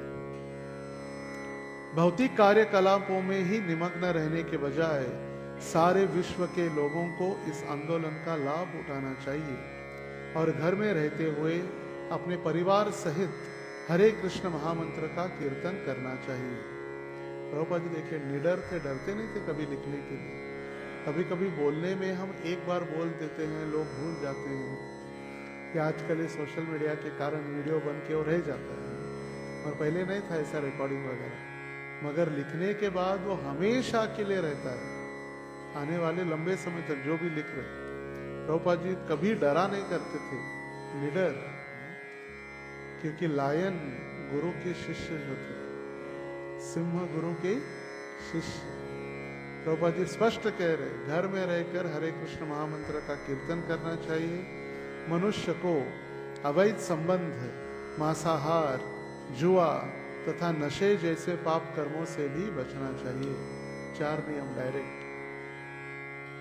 Prabhupada ji जब अमेरिका पहुंचे तो प्रभुपाद जी के पहले कई सारे लोग अमेरिका में गए थे प्रचार के लिए। वो लोग कहे, प्रभुपाद जी आप ये नियम मत बताइए, नहीं तो लोग आएंगे नहीं। ये सारे नियम बताएंगे तो लोग कैसे आएंगे? प्रभुपाद जी बोले, एक भी आएगा तो भी मैं उसको स्वीकार कर लूँगा, मुझे ढेर सारी सिर्फ संख्या नहीं चाहिए। इसलिए मनुष्य बनने के लिए कम से कम इन 4 नियमों का पालन करना अनिवार्य है, मनुष्य बनने के लिए। इन चारों से अवैध संबंध अत्यंत पापमय है। हर व्यक्ति को विवाह करना चाहिए, विशेष रूप से हर स्त्री को अवश्य विवाह करना चाहिए। स्त्री को अवश्य ही विवाह करना चाहिए। यदि स्त्री को संरक्षण नहीं है तो फिर समाज में उत्पात उत्पन्न हो जाता है। जब स्त्री छोटी होती है तो अपने पिता का संरक्षण, विवाह के बाद अपने पति का संरक्षण, और जब पति वानप्रस्थ लेता है तो अपने पुत्र के संरक्षण में रहना अनिवार्य है। जब स्त्री को ऐसे ही छूट मिल जाती है तो फिर वर्ण संकर उत्पन्न होता है। कुलज्ञानाम कुलस्य च जायत वर्ण संकर। भगवत गीता में पहले अध्याय में अर्जुन कहे कि जब इन सारे राजाओं को मैं मार दूंगा तो इनकी पत्नी विधवा हो जाएंगी, इनके ऊपर किसी का अंकुश नहीं रहेगा, ये सारी अवांछित संतान उत्पन्न होगी, और लुप्त पिंडोदक क्रिया और पिंडदान की क्रिया वगैरह सब नष्ट हो जाएगा। इसीलिए मैं मारना नहीं चाहता हूं। ये प्रभुपाद जी स्पष्ट कह रहे कि हर एक स्त्री का विवाह होना आवश्यक है, नहीं तो फिर दूषित हो जाती है स्त्री। यदि स्त्रियों की संख्या पुरुषों से अधिक है तो कुछ पुरुष एक से अधिक पत्नियों के साथ रह सकते हैं। इस तरह समाज में वेश्यावृत्ति नहीं पनपती। ये राजाओं के लिए वगैरह उस समय था अलाउ, पर पत्नियों के साथ रहना मतलब उनका ख्याल भी रखना, एक छोड़ के दूसरे के पास जाना ऐसे नहीं करेगा, सभी के साथ उनको संभालना। यदि पुरुष एक से अधिक विवाह कर ले तो अवैध यौनाचार रुक जाएगा, जो अलग अलग व्यभिचार की प्रवृत्ति रुक जाएगी। वह कृष्ण को अर्पित करने के लिए नाना प्रकार के व्यंजन, अन्न, फूल, दूध भी तैयार कर सकता है। भला मनुष्य क्यों व्यर्थ ही मांसाहार की लत डाले और विभत्स कसाई घर चलाए। धूम्रपान करने और चाय कॉफी पीने से क्या लाभ है? लोग पहले से अधिक भोग में मदोन्माद है और यदि वे अधिक नशा करेंगे तो फिर आत्म साक्षात्कार के लिए अवसर कहाँ है? इस तरह मनुष्य को जुआ भी नहीं खेलना चाहिए और व्यर्थ ही मन को विक्षिप्त नहीं बनाना चाहिए। ये कितना स्पष्ट रूप से कोई लिखा है कैसे? मांसाहार नहीं करना, यौनचार नहीं करना, जुआ नहीं खेलना, नशापान नहीं करना। नहीं बताते क्या किसी मंदिर में? क्योंकि उनको पता है अगर हमें सारे नियम बताएंगे तो हमारा मार्केट डाउन हो जाएगा, हमारा मार्केट बंद हो जाएगा। ऐसे कई मंदिर है, वहां पर हजारों लाखों लोगों की तादाद में उनके भक्त आते हैं, करोड़ों का दान चला रहे, सोने के मुकुट अर्पण कर रहे। क्यों? उनको पता है कुछ नीति नियम नहीं है, बस इसलिए लोगों की भीड़ बढ़ती है। और हरे कृष्ण संस्था में लोगों की भीड़ नहीं बढ़ती क्योंकि किसी को नियम पालन करने की इच्छा नहीं है। इतना सारा नियम पालन करने के बाद लोग सोचेंगे अरे फिर खाएंगे क्या, चाय नहीं पीना है, प्याज नहीं खाना है, लहसुन नहीं खाना है, ये नहीं खाएंगे, वो नहीं खाएंगे, तो क्या घास खाएंगे क्या? कभी आकर देखिए मंदिरों में उत्सवों के समय में हजारों की संख्या में भोग बनते हैं, प्योर वेजिटेरियन, शुद्ध शाकाहार, जन्माष्टमी के दिन। क्योंकि सीधा बैठो, आराम से हम रिलैक्स बैठ जाते हैं, सो जाते हैं, फिर भी हमको आश्चर्य नहीं लगता कि हम कितने, और मूर्खता से हम हंसने भी लगते हैं। हमको लगता है हम बहुत बड़ा पराक्रम कर रहे हैं, सो के हमने बहुत बड़ा तीर मार लिया। तो कहने का तात्पर्य है कि लोगों को लगता है हम क्या खाएंगे। जब श्री प्रभुपाद जी का 125वां जन्मगांठ वर्षगांठ मना रहे थे तो उस वर्ष 1250 भोग बनाए थे। कितने? 1250। लोग कहते ये नहीं खाएंगे, वो नहीं खाएंगे, क्या बनता है? ऐसा कुछ व्यंजन नहीं है जो नहीं बनता है। फिर वो इटालियन हो, कॉन्टिनेंटल हो, चाइनीज हो, जो नाम लो बन सकता है, सब बनता है। आजकल तो इतने भक्त बुद्धिमान हो गए कि एकादशी के दिन भी pizza pasta, Ekadashi pasta, Ekadashi pizza, Ekadashi noodles, Ekadashi का आटा, जैसे वो सामा राइस और भगर और साबुदाना दोनों एकत्रित करके उसको पीस के एकादशी का डोसा। कुछ कम नहीं है खाने के लिए। और लोगों को लगता है नहीं हमें चाहिए, कसाई घर चाहिए, मांसाहार करना है, चाय पीना है, कॉफी पीना है, सब कुछ अल्टरनेटिव है। और देखिए अगर ये अपने आप अगर हम कम करेंगे तो अपने खर्चे भी ऑटोमेटिक कम हो जाएंगे, घर में झगड़े कम हो जाएंगे। कोई शराब नहीं पिएगा तो घर में थोड़ी झगड़े होंगे। लोग शराब पीकर आते हैं नशे में उन्मत्त होकर, इसीलिए तो झगड़े होते हैं घर में। खर्चे भी कम, घर में संपत्ति भी बढ़ेगी, बच्चे भी अच्छे पढ़े लिखे होंगे, कोई घर में झगड़े नहीं होंगे। देखिए सिर्फ नियम का पालन करने से मटका झटका सट्टेबाजी वो भी बंद हो जाएगा, वहाँ भी पैसे। देखिए हर जगह कितना प्रॉफिट ही प्रॉफिट है, नुकसान है ही नहीं। शराब का खर्चा नहीं, मांसाहार का खर्चा नहीं, सट्टेबाजी का खर्चा नहीं, व्यभिचार का खर्चा नहीं, सिगरेट बंद। एक से कई सारे लोग चेन स्मोकर होते हैं, चेन स्मोकर, एक के बाद एक, एक के बाद एक, 20-20 रुपए का एक सिगरेट, दिन में 10 पिएंगे, फिर भी कितना हो गया? 200 रुपये हो गया। 200 के एक महीने का कितना हो गया? फिर 6000। एक साल का कितना हो गया? 72,000, ऑलमोस्ट 72,000 कितनी कमाई है सिर्फ सिगरेट छोड़ने से। फिर पूरा मंगलवार में आने का पूरा पगार फिर घर में यूज कर सकते हैं। बुधवार को फिर वो समाप्त हो गया, फिर काम करो नहीं, पूरा फिर 100% उसकी कमाई भगवान की सेवा में लगा सकते हैं। सिर्फ दूध, फल, पुष्प इत्यादि भगवान को अर्पित करते हुए। आध्यात्मिक साक्षात्कार का यही सार है। कृष्ण भावनामृत आंदोलन मानव समाज को श्री चैतन्य महाप्रभु द्वारा कूर्म ब्राह्मण को दिए गए उपदेश में बताई गई विधि जीवन की पूर्णता तक ऊपर उठाने का प्रयास कर रहा है। अर्थात मनुष्य को घर में रहकर हरे कृष्ण महामंत्र का कीर्तन करना चाहिए, भगवत गीता और भागवत में दिए गए कृष्ण के उपदेशों का प्रचार करना चाहिए। स्वयं पढ़े, अध्ययन करे और फिर प्रचार करे। हम पढ़ते नहीं है, वही सबसे मेन कारण है, इसलिए माया में पुनः चले जाते हैं। इसी चैतन्य चरितामृत के तात्पर्य में श्रील प्रभुपाद जी लिखते हैं, the devotees they don't read, they don't study Shrimad Bhagavatam, Shrimad Bhagavad Gita, and then they will just eat, sleep and fall down. वो पढ़ते नहीं है, सिर्फ खाते सोते और उनका फिर पतन हो जाता है। और फिर कारण तो बहुत बताते हैं, मैनेजमेंट ने ऐसा किया, व्यवस्थापन से ये गलती हो गई, या मेरा मन साथ नहीं दे रहा है, मम्मी बुला रही है, कितने भी कारण हो सकते हैं, या पापा बोल रहे घर आओ। मगर सबसे मूल कारण श्रील प्रभुपाद जी ने स्पष्ट किया है, they will not read Shrimad Bhagavad Gita and Bhagavatam. हम नहीं पढ़ते इसीलिए तो माया में चले जाते हैं। जो अध्ययन करता है अच्छे से और अच्छे से साधना करता है, उसका आध्यात्मिक जीवन देखो, भले वो गृहस्थ है। जो भक्त अच्छे से साधना कर रहे, नियम से जप कर रहे, नीति नियमों का पालन कर रहे, वो अपनी इच्छा से स्वयं मंदिर में आकर बिना बताए सेवा में आ जाते हैं और अपनी सेवा, भगवान की सेवा में लगे। उनको याद नहीं दिलाना पड़ता, उनको पता है कि भगवान की सेवा कितनी मेरे लिए महत्वपूर्ण है। जैसे कितनी सारी माताएं राजभोग बनाने के लिए जब आती है तो देखा जाता है स्वयं प्रेम से वो प्लान करके आती है कि आज हम भगवान के लिए बनाएंगे। अगर ये मंदिर में वस्तु उपलब्ध नहीं है तो स्वयं लेकर आती है। ये है भगवान के प्रति प्रेम। ऐसे नहीं चलो अरे क्या आज और बनाना, चलो दाल चावल बनाओ, पटक दो जाओ, नहीं।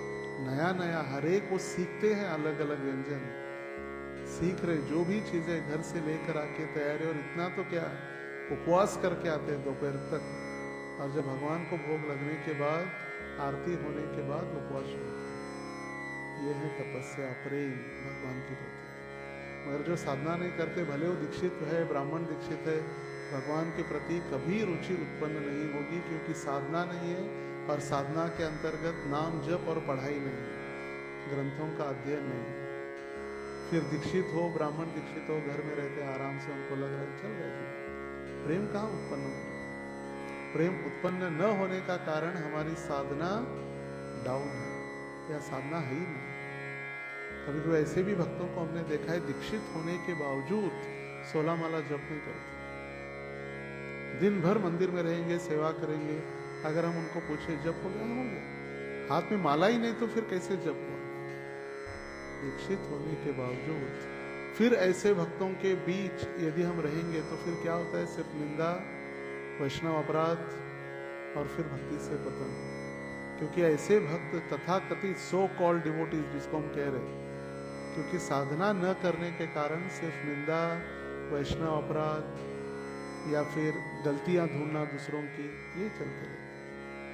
और फिर जैसा उनका भाव प्रकट होने लगता है, ऐसे ही संग में रहने के कारण फिर श्रवण करने की रुचि भी नष्ट हो जाती।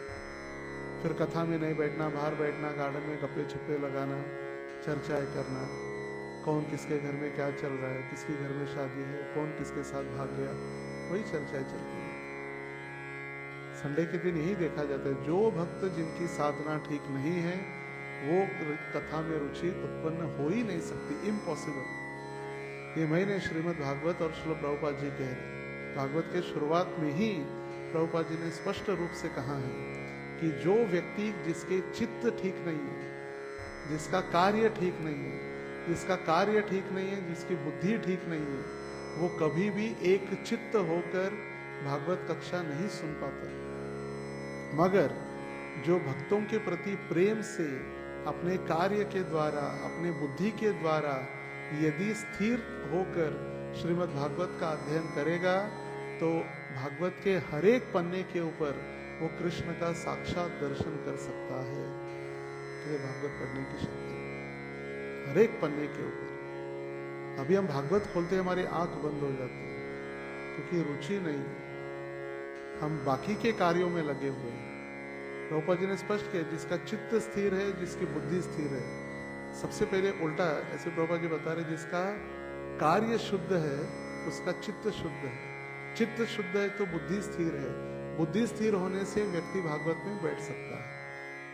हमारे कार्य ठीक नहीं, वैष्णव निंदा, अपराध, ग्राम्य कथा। और इसीलिए जगदानंद पंडित ने कहा, ग्राम्य कथा ना कोरिबे, ग्राम्य कथा ना सुनिबे। ग्राम्य कथा मतलब गांव में क्या चल रहा है वो इंटरेस्ट, और इसी कारण हम भक्ति में रुचि उत्पन्न नहीं होती। और फिर धीरे धीरे धीरे धीरे सेवा में रुचि, साधना कम हो जाती है, फिर सेवा में रुचि कम हो जाती है, सेवा में रुचि कम हो जाती है तो फिर भगवान के पास आना कम हो जाता है, भगवान के पास कम आना बंद हो जाता है तो फिर माया अपने पास बुला लेती है, आजा बेटा आजा, बराबर मेरा तीर काम कर रहा है, आजा। फिर हम माया को गले लगा लेते हैं, हमको लगता है वाह आनंद ही आनंद।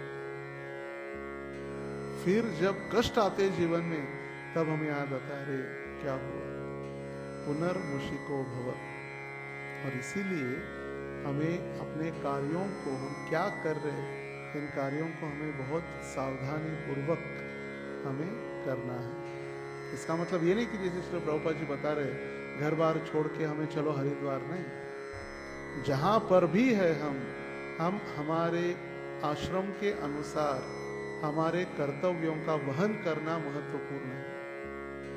अगर हम गृहस्थ है तो गृहस्थ की जिम्मेदारी है अपने परिवार के सदस्यों का उदर निर्वाह करना, उनका पोषण करना, अपने बच्चों को पढ़ाई करना, अपने घर के सदस्यों के भोजन की व्यवस्था करना, मगर साथ ही साथ भगवान को भी याद रखना, भगवान के नाम जप करना, पढ़ाई करना। अधिकांश भक्त 99% डिवोटीज घर में पढ़ाई नहीं करते, 99%। एक सर्वे किया गया, सर्वे के अनुसार जितने भी भक्त है, सीधे बैठे, जितने भी भक्त है इस्कॉन संस्था में, उन सारे भक्तों के बीच सिर्फ 19% डिवोटीज ने श्रीमद् भागवतम पूरा पढ़ा है। 19%, जिसमें सारे ब्रह्मचारी आ गए, सन्यासी आ गए, गृहस्थ आ गए, वानप्रस्थी सभी। और 81% डिवोटीज ने भागवतम अभी भी नहीं पढ़ा है। इसलिए हम सहजिया बन जाते। फिर वृंदावन गए, राधे राधे, अरे वृंदावन है राधा रानी का स्थान, मगर वो स्थान समझने के पहले हमें भागवत के 9वें स्कंद तक जब अध्ययन करेंगे तब 10वें स्कंद की कृष्ण लीलाओं का स्मरण चिंतन हमें करने का अधिकार है। हम नहीं पढ़ते इसीलिए तो फिर माया में चले जाते हैं। कोई कुछ भी कह देता है तो फिर उसके अधीन हो जाते हैं। कृष्ण के ऊपर 100% भरोसा न होने के कारण किसी भी बाबा, अम्मा, अज्जी पहुंच जाते हैं। दरगाह में, भक्तगण दरगाह में जाते हैं, कितनी दुर्भाग्य है। एक मजार पर जाकर वहां पर अपने रक्षण के लिए, मृत शरीर जहां पर पड़ा है वहां पर जाके हम हमारी रक्षा का चिंतन कर रहे। इसका मतलब हमें कृष्ण जो हमारे रक्षक है उनके ऊपर विश्वास नहीं है। Action speak more louder than your speech. हम कितना बोल रहे उससे अधिक हमारे कार्यों से पता हो जाता है। इसका मूल कारण जो प्रभुपाद जी बता रहे, हम श्रीमद् भागवत और भगवत गीता नहीं पढ़ते। और जब भगवत गीता पढ़ेंगे, नित्य नियम से पालन करेंगे, तो ऐसे गृहस्थ को संन्यास लेने की कोई आवश्यकता नहीं है। स्पष्ट लिख रहे प्रभुपाद जी। जो अपने भजन में, अपनी सेवाओं में लगा है, गृहस्थ बने मगर नीति नियम से अगर वो कर रहा है, समय जैसे 24 घंटे है, 24 घंटों में 8 घंटा जॉब के लिए, 8 घंटा अपने शरीर के लिए जिसमें खाना, सोना, भोजन इत्यादि, और 8 घंटा भगवान के लिए। 8, 8, 8, 24। हमारे 22 घंटे शरीर के लिए और परिवार के लिए, और 2 घंटा गलती से कभी एकाध 10 मिनट भगवान के लिए। ऐसे होने के कारण ही तो सारा डावाडोल। हम भगवान की भक्ति को प्रेफरेंस या प्राइमरी स्थान नहीं दे रहे, सेकेंडरी दे रहे। सब काम धंधा होने के बाद हम जब करेंगे, उठेंगे, खाएंगे, पिएंगे, सोएंगे, और दिन में सोएंगे और खाएंगे, और फिर समय बचा तो रात में देखेंगे। रात में क्या है, रात में जब सीरियल वगैरह चालू होते हैं, सास बहू के सास या पिक्चर या जो भी, तो क्या है, शाम को 7 से 8:30 सीरियल चलते हैं, तो सीरियल के सामने बैठकर हम जप करेंगे। ऐसे करोड़ों साल तक भी जप करेंगे, तभी भी कुछ फायदा होने वाला नहीं है। कई कई भक्त सोचते हैं प्रभु जी हम इतने व्यस्त हैं ना घर में, हम ब्राह्मण तो बन गए मगर दिन भर ऑफिस जाना पड़ता है, अलग अलग कार्य है, इसलिए रात में घर जाने के बाद तीनों गायत्री एक ही साथ करते हैं, तीनों गायत्री। या अधिक बुद्धिमान वो क्या कहते हैं, सुबह ही हम तीनों गायत्री कर लेते तो दिन में टेंशन नहीं है। मगर ध्यायांस्तु वंस तस्य यश स्त्री संध्या, स्त्री संध्या नहीं, त्रि, स्त्री का संध्या नहीं करते हम, त्रि संध्या करते। त्रि मतलब तीन, स्त्री मतलब स्त्री, महिला। यशस त्रि, त्रि मतलब यशस, जो त्रि संध्या प्रातः काल, मध्याह्न और अपराह्न, सूर्यास्त जिसको कहते हैं, तीनों समय में गुरु और कृष्ण का स्मरण करना, जिसको कहा जाता है संध्या वंदन। ब्राह्मण की भाषा में इसको कहते हैं संध्या वंदन करना, भगवान का स्मरण करना। तो ये सारे नियमों का पालन यदि हम करेंगे तो निश्चित रूप से गृहस्थ आश्रम में रहते हुए चैतन्य महाप्रभु के आदेश का पालन करते हुए हम कृष्ण की प्राप्ति कर सकते हैं। क्योंकि अधिकांश लोग 99% सारे संस्था के भक्त गृहस्थ ही हैं। इसीलिए प्रभुपाद जी स्पष्ट रूप से लिखे ब्रह्मचारियों को कुछ आवश्यकता नहीं है श्राद्ध कर्म, ये करो वो करो, ये पूजा करो, क्योंकि मैं ऑलरेडी शरीर संसारिक आसक्ति से त्याग दिया है। मुकुंद की शरण ग्रहण करने के कारण जो अलग अलग ऋण हैं, ऋषि ऋण, देवता ऋण, पितृ ऋण, ये सारे ऋणों से मुक्त हो चुके हैं गुरु की शरणागति के कारण। मगर हम गृहस्थ होने के कारण, हमारी अलग अलग जिम्मेदारियां वहन करने के कारण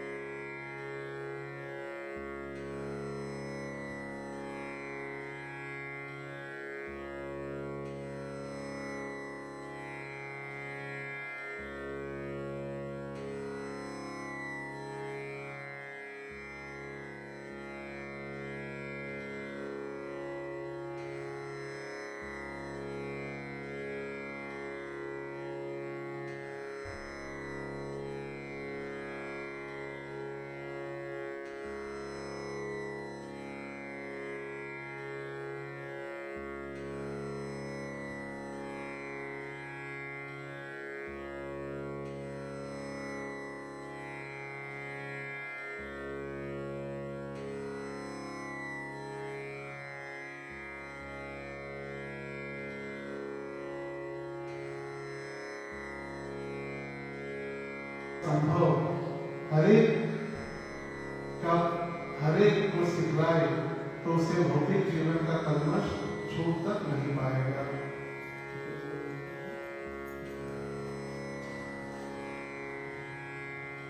फिर चाहे वह वृंदावन, नवद्वीप या जगन्नाथपुरी जैसे तीर्थ स्थानों में रहे अथवा यूरोप के शहर में रहे जहां भौतिकवादी जीवन की प्रधानता है।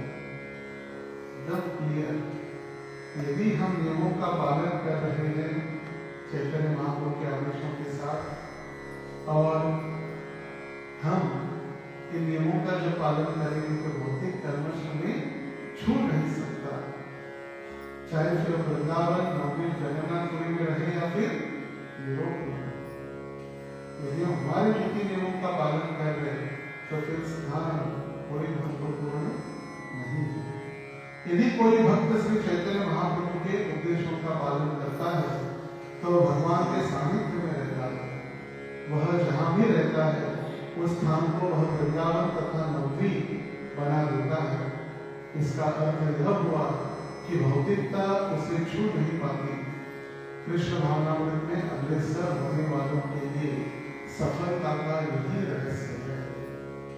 तो सबसे बड़ा रहस्य श्री भगवान जी बताते कई लगता वाले हम तो ग्रस्त है, हम वृंदावन नहीं जा पाते, माया को नहीं जा रहे, तो ब्रह्मचर्य कृष्ण अच्छे से यात्रा करते हैं, तो सन्यासी ब्रज परिक्रमा कर रहे, हम तो एक महीना नहीं जा पाते। कोई चिंता नहीं, जहां पर भी हम हैं वहां पर यदि नीति नियमों का पालन करेंगे तो हम वृंदावन में ही, हम पुरी में ही, हम नवद्वीप मायापुर में ही है।